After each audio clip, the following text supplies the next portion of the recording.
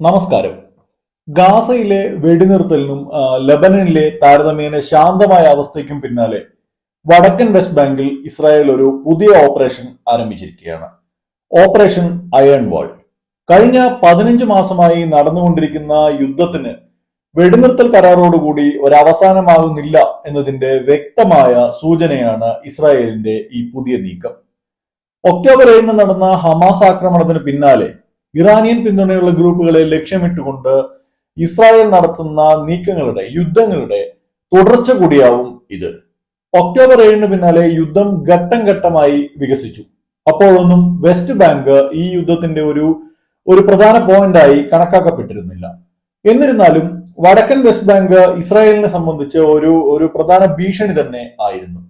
Improvised explosive ഡിവൈസുകൾ അഥവാ IED ഒക്കെ ഉപയോഗിച്ചുള്ള ഭീകരാക്രമണങ്ങളും മറ്റും ഇസ്രായേലിന് വലിയ തലവേദന തന്നെയായിരുന്നു. സൈന്യത്തെക്കാൾ ഏറെ രാഷ്ട്രീയ നേതൃത്വം ലീഡ് ചെയ്ത മറ്റൊരു യുദ്ധവും ഇസ്രായേലിന് ഇതുപോലെ ഉണ്ടായിട്ടില്ല എന്നാണ് തോന്നുന്നത്.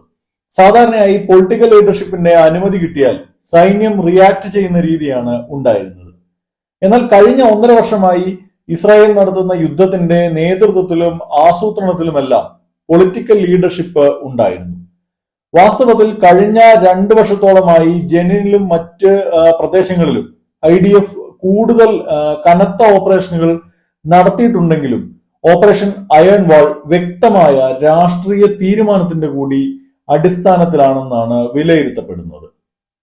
കൂടാതെ ഇപ്പോൾ വെസ്റ്റ് ബാങ്ക് ലക്ഷ്യമിടുന്നതിന് പിന്നിൽ മറ്റൊരു സുപ്രധാന കാരണവും ഉണ്ട്. ഗാസ വെടിനിർത്തൽ കരാർ പ്രകാരമുള്ള ജയിൽ മോചനവും ഈ പ്രദേശത്ത് ഇസ്രായേലിന് വലിയ തലവേദന സൃഷ്ടിച്ചേക്കുമെന്നാണ് വിലയിരുത്തുന്നത്. ഉദാഹരണത്തിന് സക്കറിയ സുബൈദി എന്ന ഒരു തടവുകാരൻ ഈ ഡീൽ പ്രകാരം മോചിതനാവാൻ പോവുകയാണ്. ഗിൽബോവ ജയിലിലെ ഒരു പ്രധാനിയായ സക്കറിയ സുബൈദി ഇസ്രായേലിന് എപ്പോഴും തലവേദനയായിരുന്നു. ജയിലിനകത്തും ഇസ്രായേലിന് വലിയ ഭീഷണിയായിരുന്നു ഇയാൾ. ഇസ്രായേലി വനിതാ ജയിൽ ഗാർഡുകളെ ലൈംഗികമായി ആക്രമിച്ചതിലും ജയിൽ പിമ്പിംഗ് കേസിലുമൊക്കെ ഉൾപ്പെട്ടതുമായ ഒരു കക്ഷിയാണ് ഈ സക്കറിയ സുബൈദി എന്നാണ് ഇസ്രായേൽ തന്നെ പറയുന്നത്. സക്കറിയ സുബൈദിയൊക്കെ ഈ വടക്കൻ വെസ്റ്റ് ബാങ്കിലേക്കാണ് ഇപ്പോൾ വിട്ടയക്കാൻ പോകുന്നത്. ജയിലിൽ കിടക്കുമ്പോൾ തന്നെ ഇസ്രായേലി വനിതാ ജയിൽ ഗാർഡുകളെ താൻ താമസിക്കുന്ന സ്ഥലത്തിനടുത്തുള്ള നാബ്ലസിലേക്ക് തട്ടിക്കൊണ്ടുപോകുമെന്നൊക്കെ സക്കറിയ സുബൈദി ഭീഷണിപ്പെടുത്തിയിട്ടുണ്ട് എന്നാണ് റിപ്പോർട്ടുകൾ. വടക്കൻ വെസ്റ്റ് ബാങ്കിൽ നിന്നും ഇത്തരത്തിൽ ഇസ്രായേൽ കൊടും കുറ്റവാളികൾ എന്ന് വിശേഷിപ്പിക്കുന്ന പലരും ഇപ്പോൾ ജയിൽ മോചിതരാവാൻ പോവുകയാണ്. 2023 ജൂലൈയിൽ ഓപ്പറേഷൻ ഹോം ആൻഡ് ഗാർഡനോടെയാണ് സത്യത്തിൽ വെസ്റ്റ് ബാങ്കില് ഓപ്പറേഷനുകൾക്ക് തുടക്കമായത് എന്ന് വേണമെങ്കിൽ പറയാം. 2 പതിറ്റാണ്ടിനിടയിൽ വെസ്റ്റ് ബാങ്കിൽ നടന്ന ഏറ്റവും വലിയ ഓപ്പറേഷൻ ആയിരുന്നു ഇത്.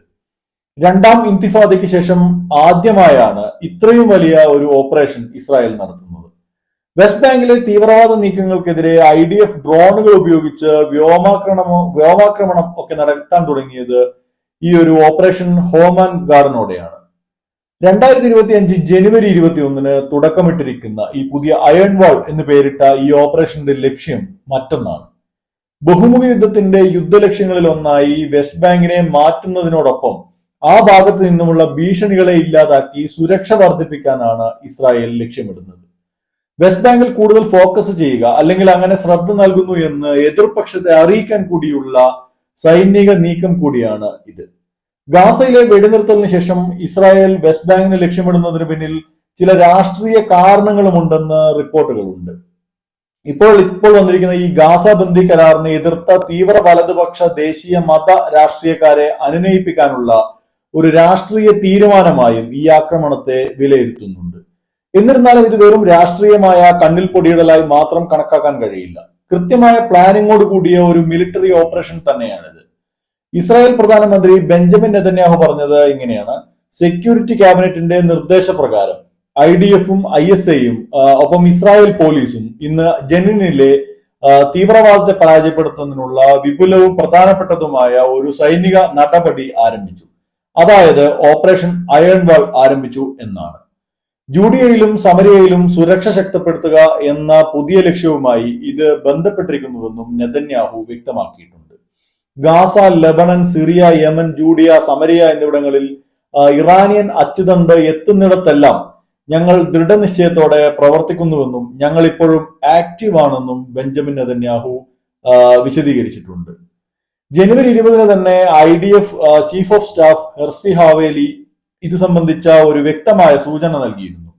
വരും ദിവസങ്ങളിൽ ജൂഡിയയിലും സമരിയയിലുമുള്ള ഭീകരർ നമ്മുടെ സിവിലിയന്മാരെ ലക്ഷ്യമിടുന്നതിന് മുമ്പ് തന്നെ അവരെ തടയുന്നതിനും പിടികൂടുന്നതിനുമായി കാര്യമായ ഭീകരവിരുദ്ധ പ്രവർത്തനങ്ങൾക്ക് തയ്യാറായിരിക്കണം എന്നാണ് ഹെർസി ഹലേവി പറഞ്ഞത്.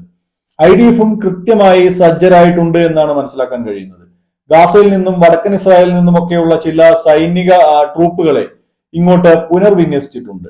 വടക്കൻ ഗാസ സ്ട്രിപ്പിലെ ബീറ്റ് ഹനൂൺ പ്രദേശത്ത് ആഴ്ചകളോളം നീണ്ടുനിന്ന ആക്രമണങ്ങൾക്ക് ശേഷം 162-ാം ഡിവിഷന്റെ നേതൃത്വത്തിൽ നഹൽ ബ്രിഗേഡിന്റെ ഒരു യൂണിറ്റ് അവരുടെ അടുത്ത ദൗത്യങ്ങൾക്കായി തയ്യാറെടുക്കുകയാണെന്ന് IDF നേരത്തെ തന്നെ സൂചന നൽകിയിരുന്നു.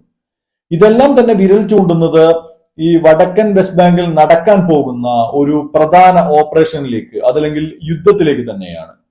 ടുബാസിന് ചുറ്റുമുള്ള ജെനിൻ, തുൽക്കാറം, കിൽഗില്യ, നബ്ലസ്, വടക്കൻ വെസ്റ്റ് ബാങ്കിലെ നിരവധി ഗ്രാമങ്ങൾ, വെസ്റ്റ് ബാങ്കിൽ നിന്ന് ജോർദാൻ നദീതടത്തിലേക്ക് വ്യാപിക്കുന്ന ഒരു താഴ്വരയായ ഗോർ അൽ ഫാരിയെ മറികടക്കുന്ന പ്രദേശങ്ങൾ എന്നിവിടങ്ങളിലെല്ലാം തന്നെ ഇസ്രായേലിനെതിരായ വിവിധ ഗ്രൂപ്പുകൾ സജീവമാണ്. അതുകൊണ്ട് തന്നെ യുദ്ധം കനക്കാനാണ് സാധ്യത. ഇസ്രായേലിന് ഭീഷണിയാകുന്ന ഒരു സ്ഥലം സ്മോൾ ഫറ ക്യാമ്പാണ്. ടുബാസിനടുത്ത് ഇവിടങ്ങളിലെല്ലാം പാലസ്തീൻ ഇസ്ലാമിക് ജിഹാദി വിഭാഗങ്ങളും മറ്റ് ഗ്രൂപ്പുകളും ഒക്കെ സജീവമാണ്, ശക്തമാണ്. വടക്കൻ വെസ്റ്റ് ബാങ്കിലെ മറ്റൊരു പ്രശ്നം അവിടെ നടക്കുന്ന ആയുധ കള്ളക്കടത്താണ്. ആധുനികമായ തോക്കുകളൊക്കെ അവിടെയുള്ള ഗ്രൂപ്പുകളുടെ കയ്യിൽ എത്തുന്നുണ്ട്. M16, M4 സ്റ്റൈലിലുള്ള റൈഫിളുകളും പല ലേറ്റസ്റ്റ് മോഡൽ അനുബന്ധ ഉപകരണങ്ങളും ഒക്കെ ജെനിനിൽ സുലഭമാണ്. മേഖലയിലെ ഇസ്രായേലി സൈനികരിൽ നിന്ന് മോഷ്ടിച്ച ആയുധങ്ങൾ വരെ അവിടെ യഥേഷ്ടമുണ്ട് എന്നാണ് പറയപ്പെടുന്നത്. പലസ്തീൻ അതോറിറ്റി സെക്യൂരിറ്റി ഫോഴ്സിനേക്കാൾ മികച്ച ആയുധങ്ങളാണ് അവിടെയുള്ള ഇത്തരം ഗ്രൂപ്പുകളുടെ കൈവശമുള്ളത്. ബോംബുകൾ നിർമ്മിക്കുന്നതിലുമൊക്കെ ഇറാനിയൻ ഗ്രൂപ്പുകളിൽ നിന്നൊക്കെ പരിശീലനം നേടിയ ആളുകൾ ഈ മേഖലയിൽ ഉണ്ട് എന്നും പറയപ്പെടുന്നുണ്ട്.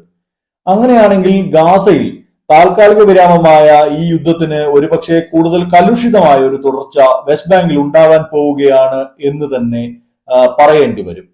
മറ്റൊരു വിഷയവുമായി കാണുന്നതുവരെ നന്ദി, നമസ്കാരം.